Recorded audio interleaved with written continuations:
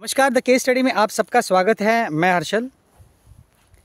अभी हमारे साथ मौजूद है निवृत्ति पाटिल, जो उत्तर शिव गांव के रहने वाले हैं और इनकी कुछ समस्या है। तो अभी निवृत्ती जी, मैं आपसे मराठी में बात करो, मतलब मी तुमच्याशी मराठीमध्येच बोलणार।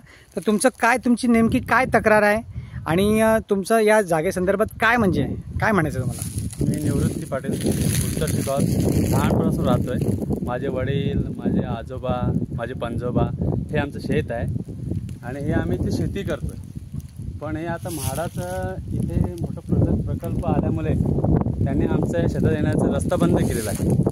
तर आम्हाला आमच्या रस्ता बंद केला तुमचा? हां, रस्ता बंद झाला टोटल। बघा, इथं भराव केलेला आहे त्या लोकांनी, त्यामुळे आम्हाला इथे ट्रॅक्टर वगैरे काही आणताच येत नाही। ठीक आहे, म्हणजे तुम्ही शेती वगैरे करताना तुम्हाला ट्रॅक्टरची जेव्हा गरज पडते तेव्हा या भरावामुळे तुम्हाला त्रास होतो? येतच नाही, त्याच्या गाडीच येत नाही? हो, आम्हाला शेती करण्यास मोठी अडचण निर्माण झालेली आहे। ठीक आहे, या संदर्भात आम्ही त्यांच्याकडं रस्त्याची मागणी केली होती।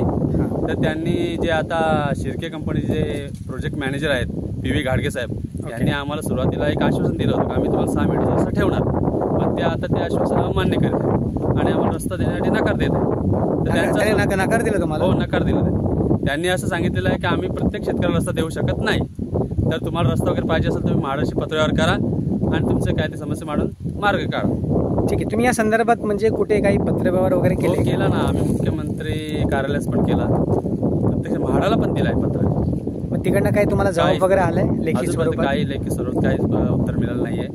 फक्त पंतप्रधान या मुख्यमंत्री कार्यालयास जेव्हा आम्ही पत्रव्यवहार केला 1-1.5 महिने झाल्यानंतर आम्ही RT माहितीचा अधिकार नोंदवल्यानंतर आम्हाला एक असं उत्तर आलं की आम्ही तुमचा जो ईमेल आहे तो महसूल विभागाकडे फॉरवर्ड केला आहे, बस। त्याच्या व्यतिरिक्त अजून आम्हाला काहीच उत्तर मिळालं। म्हणजे तुमचं म्हणणं असं आहे की म्हणजे कार्यालयातून म्हणजे तुम्हाला अजून सॅटिस्फॅक्टरी असं काही उत्तर वगैरे लेखी स्वरूपात काहीच नाही मिळालं? काहीच।